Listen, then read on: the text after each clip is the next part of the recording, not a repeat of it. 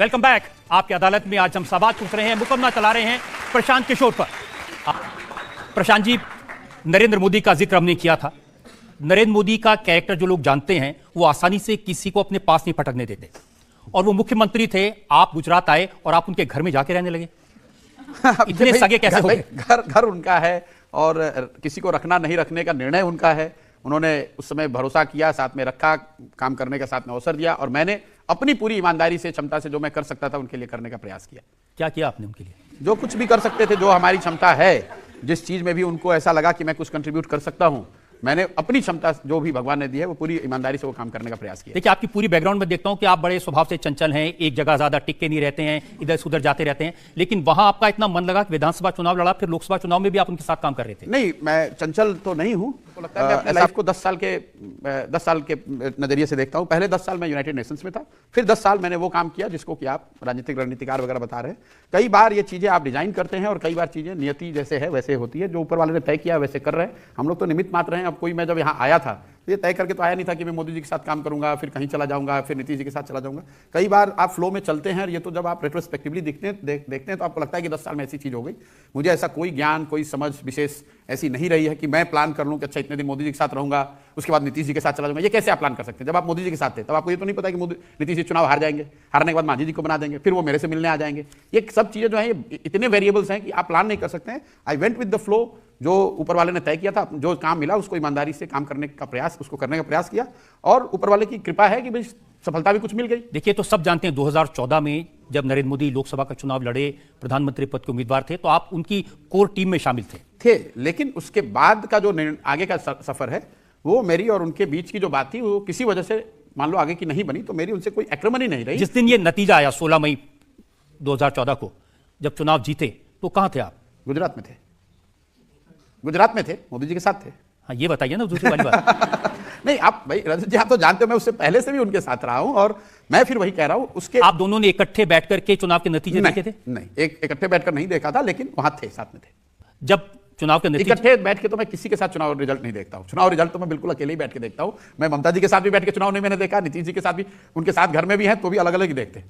चुनाव के जब रिजल्ट आते हैं ना, तो for all what people claim, वो पूरी जो हार्ट बीट है ना आपकी, वो जब आप लोग टिकर चलाते हो, तो मैं आपको बता रहा हूं अपने व्यक्तिगत अनुभव से, चाहे जितने बड़े लीडर जो भी क्लेम कर ले, वो सबका मुंह सूखा रहता है साहब। एक बार जब वो नंबर बदलता है ना, 2 सीट किसका बढ़ा किसका घटा, तो every time the heart comes to the mouth, no matter how convinced you are, what you are claiming, it's a very big thing, lot at stake. तो कोई साथ में बैठ के मैं तो नहीं देखता हूं, मैं तो अकेले ही देखता हूं। आपको अंदाजा था कि नरेंद्र मोदी की इतनी भारी जीत होगी? जी, हम लोग के जो इंटरनल सर्वे थे, मैं ये नहीं कह सकता हूं भारी जीत, लेकिन जो फाइनल नंबर्स दिए गए थे इंटरनल टीम्स में, वो 240 से 262 का रेंज दिया गया था। I think we came little better than that, लेकिन ये इंटरनल रिपोर्ट राज्यवार 240 से 262 का दिया गया था।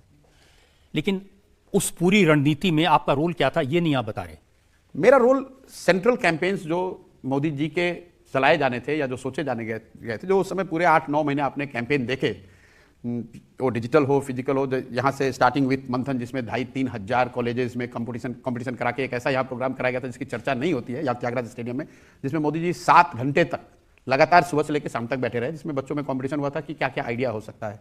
उसके बाद जो जिसकी चर्चा आप रोज आप लोग करते हैं, चाय पे चर्चा का, ये जो स्टैचू बना हुआ है अभी सरदार पटेल का, इसके लिए 4 लाख गाँवों से सामान इकट्ठा करना, पूरी जो सोशल मीडिया है, इसके बाद 3D हॉलोग्राम है, कई तरह के जो कैंपेन किए गए थे, मोदी जी की पूरी शेड्यूलिंग, व्हाट सरप्राइज्ड पीपल कि मोदी जी कैसे 4 मीटिंग डेली करते हैं और शाम में गुजरात पहुंच जाते हैं, हर शाम को वहां से वो 3D करते थे। तो उसकी जो पूरी जो लॉजिस्टिकल प्लानिंग थी, it was done to the perfection कि भाई हेलीकॉप्टर जब वहां रुकेगा, जहां सभा करने जाएंगे, तो कितने देर पंखा चल के रुकेगा और कितने मिनट लगेंगे मोदी जी को वहां स्टेज पर पहुंचने में, और कितने आदमी बोलेंगे। जो एक डिसिप्लिन आपने पहली बार देखा होगा 2014 कैंपेन में, दैट सरप्राइज्ड पीपल कि भी इतनी एफिशिएंसी लाई जा सकती है एक लीडर के टाइम मैनेजमेंट में। ये सब सारी चीजें पीछे से की। और क्या भाषण देंगे, क्या मुद्दे उठाएंगे? वो सारे चीज, जैसे वो इनपुट, भाई भाषण तो खुद ही बड़े ओरेटर हैं, खुद बोलने में काबिल हैं, मतलब कह सकते हैं, बहुत इनपुट की जरूरत नहीं है। लेकिन जो लोकल इनपुट है, कई बार जनता को ये लगा कि अरे यार, ये तो मेरे क्षेत्र के विषय में मोदी जी मेरे से ज्यादा जानते हैं, क्योंकि उतनी रिसर्च गई। लेकिन देखिए, आप रिसर्च कर सकते हैं, इनपुट दे सकते हैं, ultimately it's up to the leader, वो उस चीज को कैसे रिप्रोड्यूस कर पा रहे हैं। अगर आप रिप्रोड्यूस करने में बलिया का बोल दोगे बनारस में, बनारस का बोल दोगे बलिया में, तो उल्टा भी पड़ जाएगा। तो वो क्रेडिट तो उन्हीं को है, हम लोगों ने जो पीछे से सपोर्ट सिस्टम था उस करने के। देखिए, उस समय नरेंद्र मोदी की जो मीडिया में इमेज थी वो बहुत अच्छी नहीं थी और मीडिया में बहुत लोग उनके खिलाफ थे। कोई उन्हें मौत का सौदागर, कोई उन्हें कातिल, तरह तरह के नाम उन्हें दिए जाते थे। वो काउंटर करना भी बड़ा चैलेंज बहुत बहुत बड़ा। देखिए, मैं अब तो मीडिया में जब देखता हूं ऐसा लगता है हर आदमी everyone is following over each other, कि मेरे से बड़ा मोदी का फैन कोई नहीं है। मुझे याद है कि 2012 में मोदी जी के इंटरव्यू के 2 इंटरव्यू हुए थे। एक रॉयटर्स से कराया गया था और एक वॉल स्ट्रीट जर्नल से कराया गया था। 2 बड़े इंटरव्यू, 2012 की मैं बात कर रहा हूं, क्योंकि देश का जो सो कॉल्ड बड़ा मीडिया है, nobody wanted to come and do a full interview कि भैया क्या होगा, कैसे करेंगे, ये तो इंडिया इज नॉट गुजरात। और उस समय अभी लोग, हर आदमी ज्ञानी बनता है कि अरे हमें तो पता था मोदी जी की हवा है, आपको मालूम है।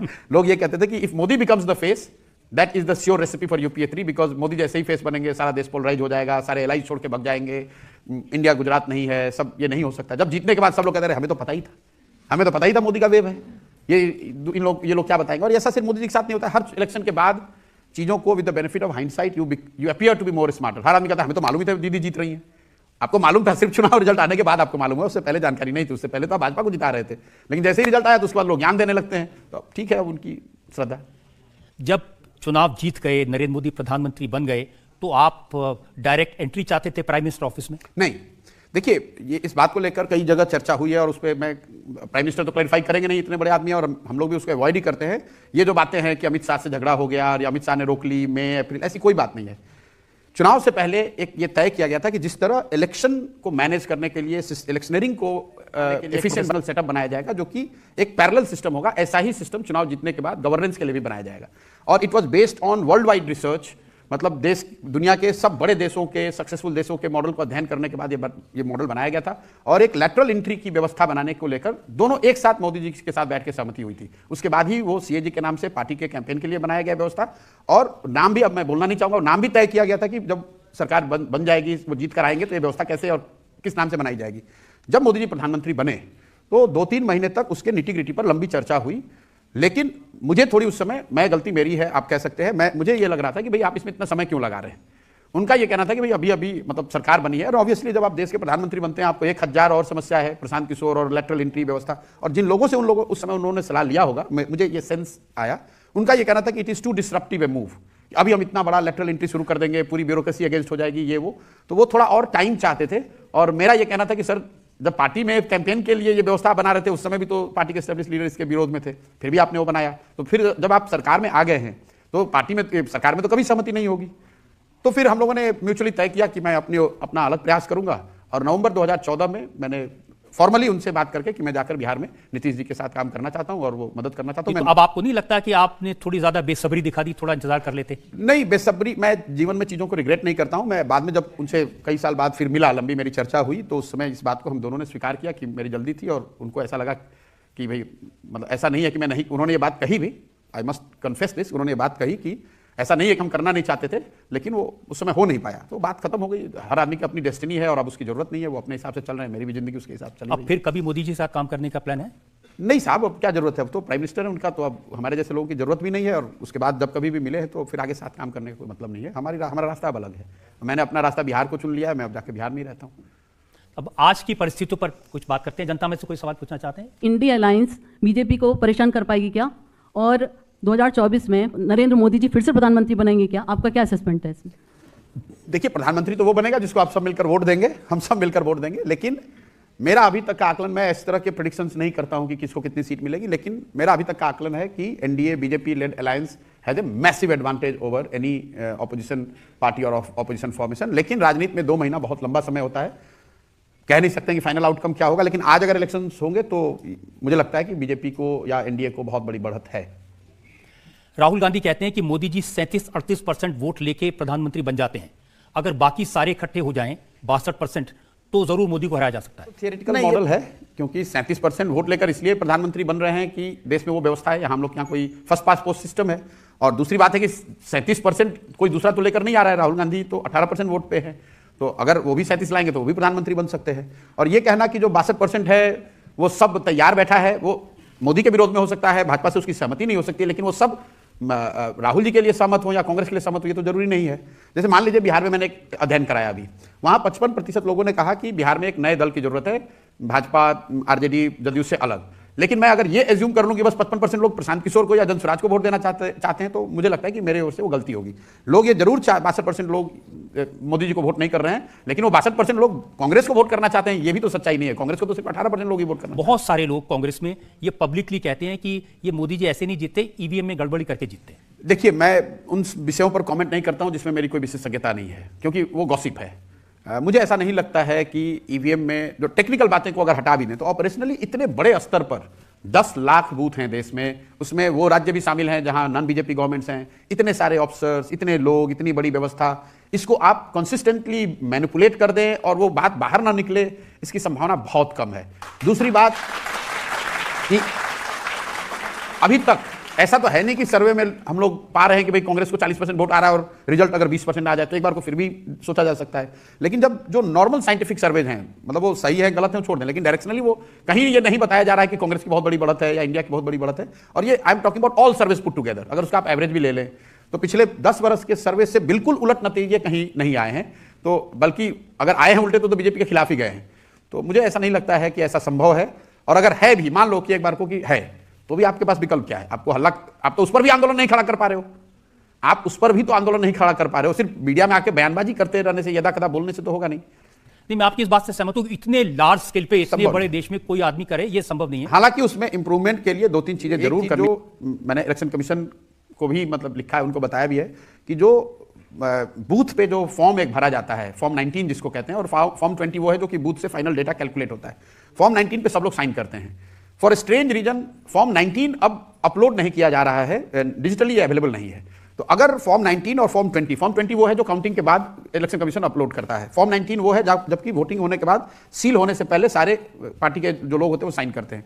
अगर फॉर्म 19 को भी अपलोड कर दिया जाए, जो कि कॉन्स्टिट्यूशनली उनको करना चाहिए, वो क्यों नहीं कर रहे मैं नहीं जानता हूं। फॉर्म 19 और 20 को अगर आप कर दें तो ये सारा विवाद कुछ हद तक और खत्म हो जाएगा। एक बहुत बड़ी उम्मीद जो मोदी विरोधी हैं उनकी यह है कि एक बीजेपी के कैंडिडेट के खिलाफ एक उम्मीदवार खड़ा किया जाए। ये इररिलेवेंट बात है। बीजेपी के खिलाफ एक कैंडिडेट तो 300 जगह पे खड़ा पहले से ही है। उन 300 जगह पे आप अपना स्ट्राइक रेट ठीक कर लो। गुजरात में आप बता दो कितने मोदी जी के भाजपा के खिलाफ कितने कैंडिडेट खड़े, एक कांग्रेस है। राजस्थान में कितने लोग हैं, मध्य प्रदेश में कितने लोग हैं, छत्तीसगढ़ में कितने लोग हैं। तो करीब करीब 250 सीटों पर कांग्रेस और बीजेपी में सीधा मुकाबला है। इसके अलावा करीब 100 सीटों पर बड़ी रीजनल पार्टी, चाहे एसपी हो, आरजेडी हो और शरद पवार की एनसीपी हो, ये 3 पार्टी, अगर इन 4 पार्टियों को आप जोड़ देंगे तो बीजेपी से सीधा मुकाबला 1 to 1 है 350 सीट्स में। प्रॉब्लम यह है कि इन 350 सीट्स में, problem from the opposition point of view, इन 350 सीटों में ये चारों पार्टियों का स्ट्राइक रेट सिंगल डिजिट में है। तो अब आप उसमें चाहे एक खड़ा करो या 2 खड़ा करो, उससे क्या फर्क पड़ना है। जो बाकी के 200 सीटों पर है उस पर मीडिया इतना न्यूज बनाता है, अलायंस हो गया, सीट बना नहीं बना। भाई ये 350 में तुम अगर 125 से 150 भी जीत जाओगे, कल सरकार बीजेपी की हट जाएगी। वो कौन सी बातें हैं जिन्होंने मोदी को इन सीटों पर जीतने वाला बना दिया? देखिए, बीजेपी की जीत की 4 वजह मेरी समझ से दिखती है। एक तो उनका जो हिंदुत्व का विचारधारा है, एक बड़ी समाज में एक बड़ा वर्ग है जो हिंदुत्व के नाम पर उनको वोट करता है। दूसरा, जो मोदी 2014 के बाद से हम लोगों ने ये नया राष्ट्रवाद का एक शुरू किया है, मोदी जी ने neo nationalism, hyper nationalism, whatever you want to call it, कि भारत की ताकत, भारत की स्थिति देश में विदेश में।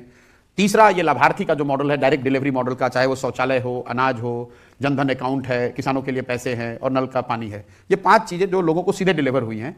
और चौथा, उनका जो ऑर्गेनाइजेशनल मसल है और जो ऑर्गेनाइजेशनल और फाइनेंशियल स्ट्रेंथ है, पुट टुगेदर अगर ये 4 चीजों में आप 3 चीजों पे उनसे बेहतर नहीं करोगे तो आपके जीतने की संभावना कम है। सिर्फ और सिर्फ ये बात करने से, लफ्फेबाजी करने से आप नहीं हरा सकते हैं। You have to have a counter to Hindutva, you have to come out with a better narrative और नेशनलिज्म।